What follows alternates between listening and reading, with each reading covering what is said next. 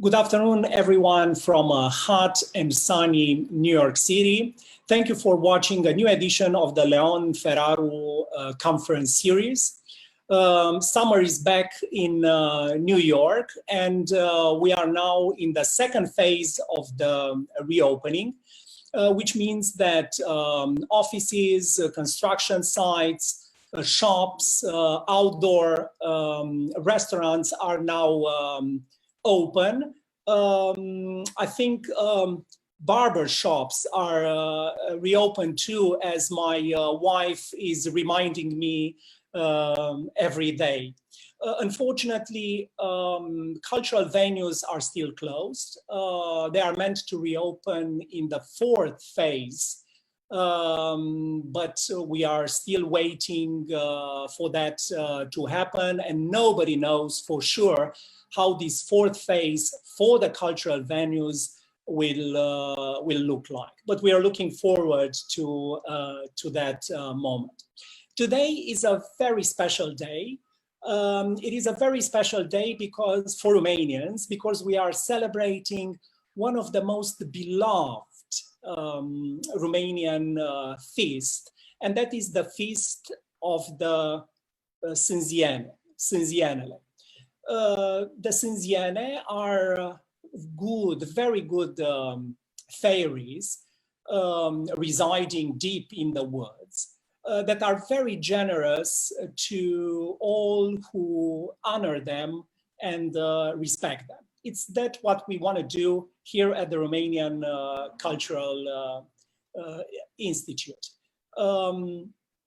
As the COVID-19 crisis rages on, I think we need these good fairies who in our tradition mean healing, mean also prosperity, mean also hope. In the night between the 23rd of June and the 24th of June, the night of the Sânziene, as tradition goes, the skies are wide open and magic can happen. And trust me, we need all the magic in the world during this time.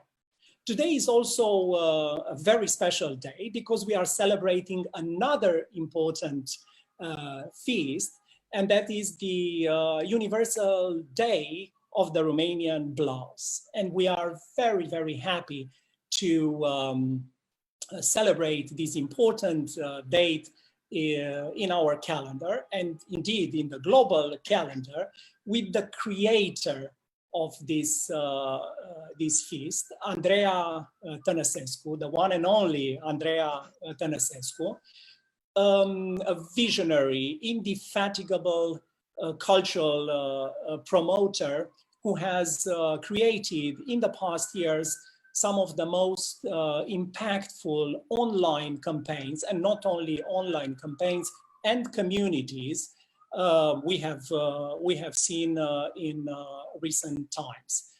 Andreea, welcome to the program. Hello, New York. Good afternoon, Dorian, and thank you for your introduction. It's an honor for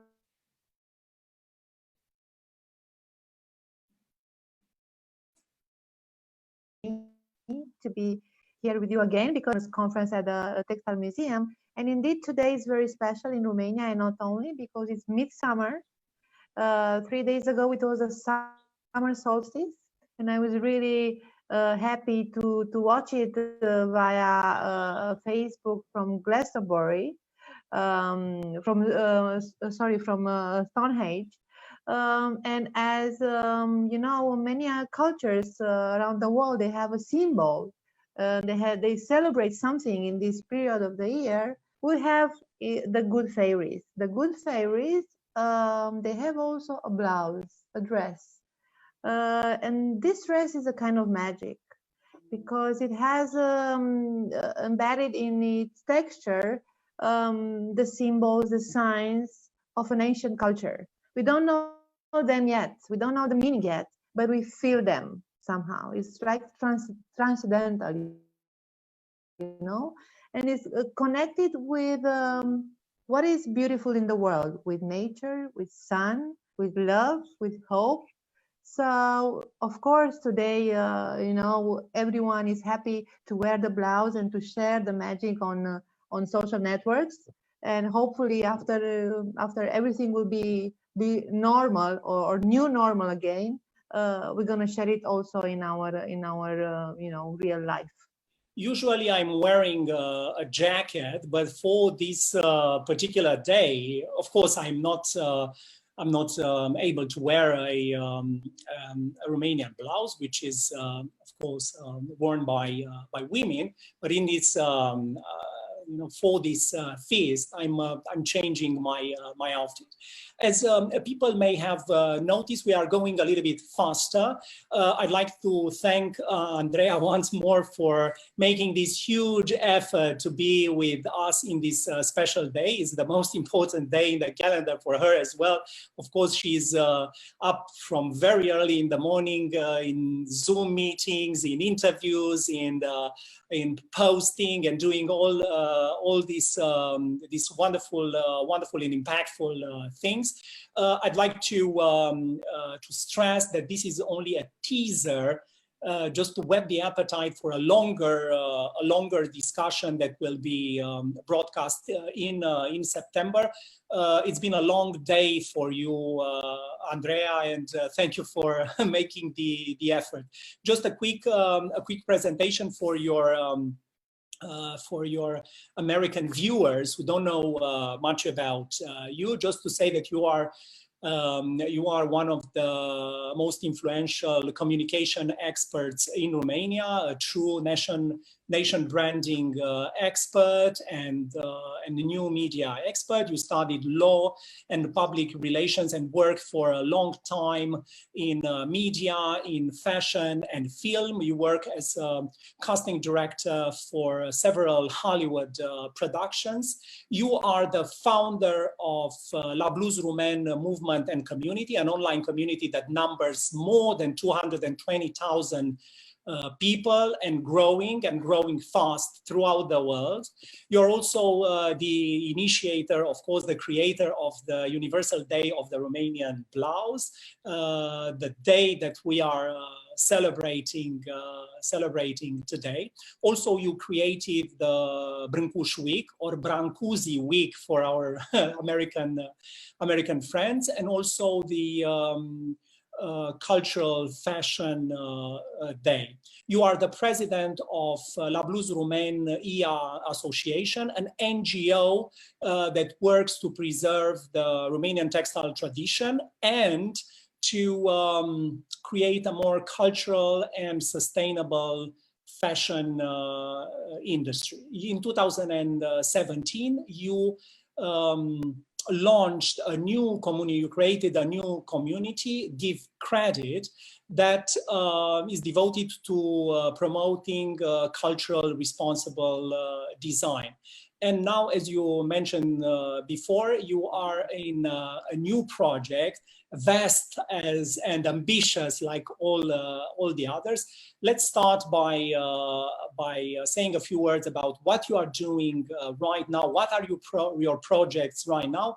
And then we'll continue with other rather simple questions, but very important questions, because we don't want, I promise you, we won't keep you that long. Thank you very much for your introduction. I'm really honored about your stories about me, because yes, I know they are true, but for me it's like a movie, in my head. You spoke about movies, because this is how I started all this journey back in 2003, when I had the chance to work with one of the most acclaimed advertising and music video directors, Tarsem Singh. He had a kind of love project called The Fall. It was an amazing script with a Romanian immigrant girl in Los Angeles at the beginning of the century. She meets a stuntman, and then they create a relationship, and he tell her stories, and she imagined the world, and she somehow saves him from suicide. I don't want to give too much spoilers of the movie, but that was the moment when I realized that the fact that the Romanian blouse, because she was dressed in a Romanian blouse in the movie, has also a story like a movie, but it's not written, it's not a picture, it's just a story woven and embroidered in every single details. It's a story about who we were, who we are today, and who we might be in the future, because this is tradition in the end of the day. It is about sending a message to the next generation, sending knowledge about how we can survive in this world, in a more harmonious world, let's say. And this is how I started my project, like 2004, almost 16 years ago. Wow, a long time. Yes, working with children. I wanted to create a kind of platform for children to tell their stories in a social media era. It was really visionary, thinking about our times right now. Nobody thought that kids can have, the ability to tell a story and to control the content. It was unbelievable for adults in that period, and looking what is YouTube today. It was a beginning of a social media. Let's not forget that. Yes, and actually I was very inspired by a talk of a digital anthropologist from a Library of Congress in New York. He studied the impact of Dragostea din Tei, Numa Numa dance. Because Numa Numa dance, it was actually the first global dance floor in the era of internet. And I was really surprised because nobody tried to translate the words. They were in Romanian. So the first global dance floor had a Romanian song. And I was thinking, okay, maybe we can do more. Maybe we can have also on this global dialogue, global market of culture, something else, something with a deeper meaning. Something to symbolize very powerfully our identity, who we are, our traditions, our skills. That's how it happened, right? Yes, yes. And then I started with these little stories for children. I asked them to discover legends and traditions from their own places, their own villages, and trying to develop them in little videos and little movies for, it was MySpace on that time, if I remember very well. We worked very hard, like 3 years, and then the crisis in 2008 changed everything. And in that moment, I took the decision to transfer all the content on Facebook. I mean, I made a breakdown in my script, and the location were Facebook pages, the characters were Facebook pages, and in 2012, the costumes, they became also a Facebook page. So the Romanian Blouse movement has an interesting connection with America, with the birth of movie making. So this is how we started in 2012, and now we have a big impact also in Romania, but in other countries. We are like a front runner of a cultural movement in fashion, of a cultural responsible movement. I think it has become, the way we see it, it has become very complex. It's not only the community, there are so many offshoots that are, also meaningful in fashion, in anthropology, and so on. But I'm glad you mentioned your connection to the United States, because it's important to say that your project has a growing fan base in the United States, in the Romanian American communities and the Romanian Canadian communities. You are very admired and always welcome, but also throughout the world. Why do you think that the blouse, the Romanian blouse, and your project, the way you so skillfully dramatize this Romanian artifact and put it on for global viewership and global acceptance and admiration? Why do you think this beautiful object, the beautiful Romanian blouse, had such a great, and your project has such a great impact in the Romanian communities, and especially, of course, that we know so well in the North American Romanian communities? I think it has materialized the idea of our identity. You know, it was something very intangible, sometimes confusing, you know, after 1989. And suddenly, you know, wearing a blouse, you can wear your story. And this is, you know, like in movie, because I want to make this connection all the time. I'm always a casting director. Yes, now I'm casting. I do casting for different kind of productions, but in the moment that you are dressed with something that has such an important, you know, energy, a deep energy, then you act as it is. You know, you act. And you change your attitude, and this you can see in these hundreds and thousands of pictures that are made in these days, that people are proud. They are they wear their story with joy, and they want to share this joy with the world, because this is not only for us. The pride is not only for our ego, is to share our joy and to have a contribution, you know, in the end of the day, to the cultural dialogue. This was my aim in the beginning of the story. And probably the Romanian communities from the United States, they were, you know, suddenly connected with something that they missed all the time. And it was very quick, in a second.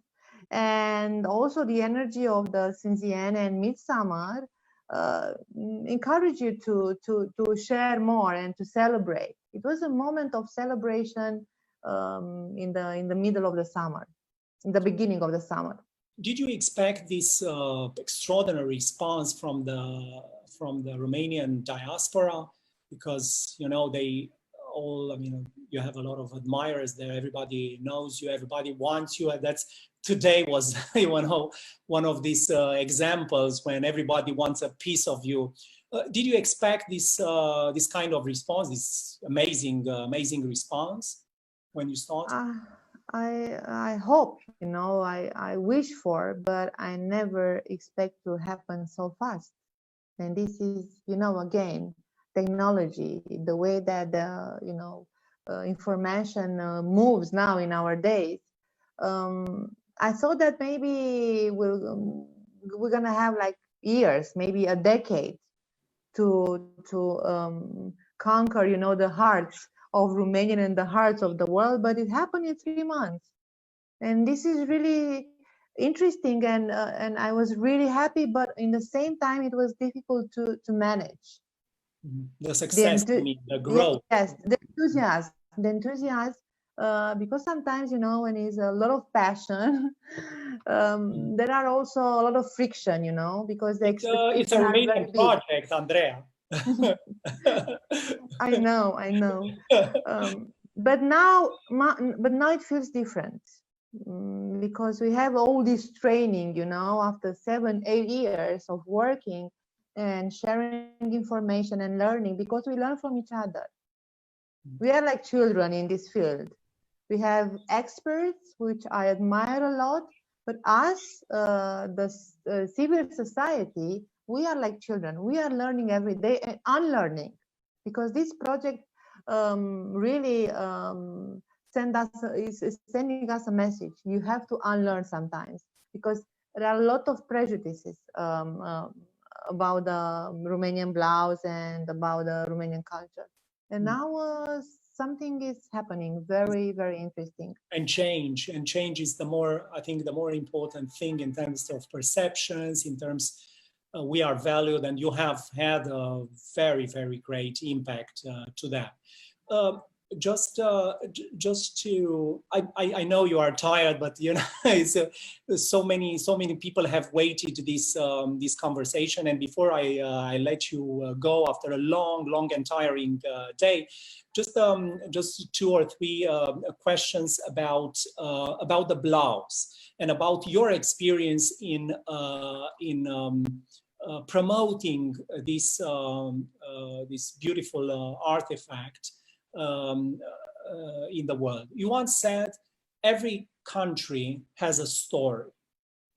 We need to have a story, and you found this story in the blouse.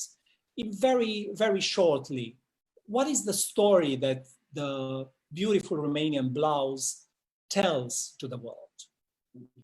It's a story about fairies.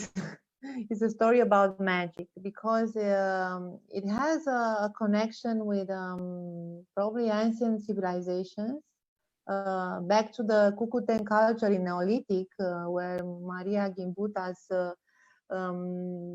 discover all these, you know, creative societies led by women, and all the ceramic that survived until today. And it's a story about living in harmony with the nature, living in harmony with ourselves, connecting our, you know, vision of the world with the cosmos, with the entire living, you know, creator. Because this is actually the story of the Romanian blouse. As you said, every country, every culture has a story, but our blouse, and also the blouses from the whole region, not only Romania, they have this connection with a civilization that still exists somehow in our country, in the rural Maramureș, in the magical forest of virgin forest of Romania. So for me, this is you know, the other side of Dracula, because we are very well known for the Dracula myth, the dark side of our culture, let's say, magical culture. But in the moment that you discover the Romanian blouse, you discover the bright side of it. So it's a kind of, I want to complete the story, you know, to have the good characters and the bad characters. So now we can write the movie, now we can play the movie. And boy, you have completed so well. I would also add, and you have also spoken about that, and that's my my last question, because we promised it's a teaser, and we will talk a lot in the fall about the about cultural promotion, international cultural relations, cultural diplomacy, strategic communication, all these things that you master so well. But I think the story of the blouse is also about a tremendous skill in you know, working with humble materials, or rather humble materials, and creating wonders. A skill that has been transferred from generation to generation, and you have this, you know, this wonderful garments. One you are wearing, one is behind you. It's skill, it's attention to detail, is excitement, is creativity, is discovery. And now you are very much involved in preserving not only the craft, but also preserving the credit the fashion industry owes to these wonderful artisans and wonderful tradition. Tell us about, just briefly, about your latest project, ones that capture your energy more than anything else these days. These days we are working in 2 sides, let's say. In one, in creating a map of the Romanian traditional costumes and Romanian traditional textiles. with the help of the heritage communities. We are in the process to develop this kind of communities in Romania, to give them a name, heritage communities, people that are aware of the value of their heritage, and not being only on the passive side, watching them like a museum, and just coming into the active work of preserving and valuing and developing new forms of creativity, because traditional culture is not about the past. Traditional culture is also about the future. The creative thread, yes, is the most important thing, in my opinion. And through this big campaign, in Romanian is called Acasă la Origini, but in English I think a better translation I think is Origins. Through this campaign, we aim that in the next 5 years to have a map, an image of what means the Romanian traditional heritage in terms of costume and fashion and textile in the 21st century, and connecting them afterwards with creative industries to develop new forms and to develop new forms of creativity, of new objects, new stories for the next generations. Because I think this is a very important moment, even in history. We are the first generation that is called to transfer this knowledge in a completely different world, in a digital world, in a global world, but in the same time very locally and very local connected, you know. This is our biggest project. We have like today only 2 villages or 3 villages. They have 50,000 pictures with objects, with blouses. It's amazing, and it's really amazing. Yeah, it's always very very interesting and fascinating the way you connect something that is very old, like Romanian tradition, Romanian blouse, Romanian craft, with something that is very new, like social media, like using all this technology, harnessing them in order to promote them. And also the fact that you have never seen Romanian tradition as something that is dead and buried, something that you can find only in museums, but something that is very much alive and at a source, a primary source of creativity for the times to come. But we'll have time to talk about all these things, the way you see this, using this tradition and the ideology behind your project, and also this marrying of technology, tradition, craft, fashion, creative industry, and so on. We'll have time to elaborate on that. Before we wrap up, you have a lot of friends and admirers in the Romanian American communities and in other communities Romanian communities living throughout the world. How can they help you in carrying out your movements, your projects more efficiently, better than you are doing? What do you expect from them? How can they be helpful? Now, first we have to organize ourselves better, because I think our movement is going to the next phase, where we have to build a new, different capacities. Now we are like a little institution. So I really expect that we can find, you know, we can in the future, we have to develop networks of people, of experts, of you know, people that are willing to share their knowledge and to develop these kind of new systems, because we are asked to create really a system from the scratch. So if you have passion, yes, if you have passion about this, and also if you are in a technology world, come and join us, because we have to build new networks, a new kind of Facebook for traditional culture and for creative industries in the same time.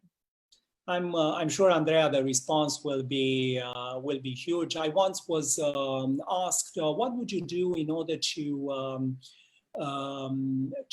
improve Romania's image abroad? And I immediately answered, I would clone Andreea Tănăsescu, and with 7 Andreas, the problem is solved forever. Thank you, Andreea, for taking your time. I know, I mean, it's quite late in Romania. It's been a busy, tiring day for you, but you have still accepted to have this conversation.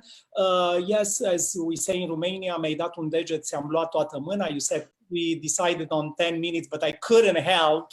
But keep you a little longer. I hope you are not upset. We are preparing a longer conversation with this amazing expert in international communication and nation branding. It's going to be a longer conversation about all these topics, but you have to wait a little bit until the fall when we broadcast this program. For the moment, we are putting an end to this edition of the Leon Feraru Conference Series. Thank you very much for watching.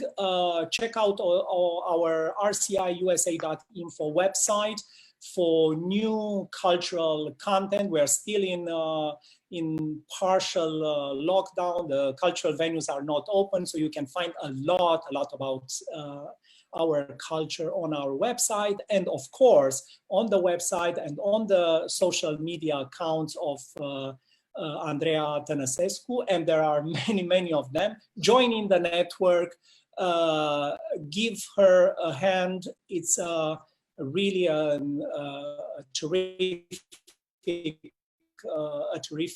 project, a terrific community that needs to grow every day. Thank you all for watching. Thank you again, Andreea. See you next time. Thank you, Dorian. Bye-bye.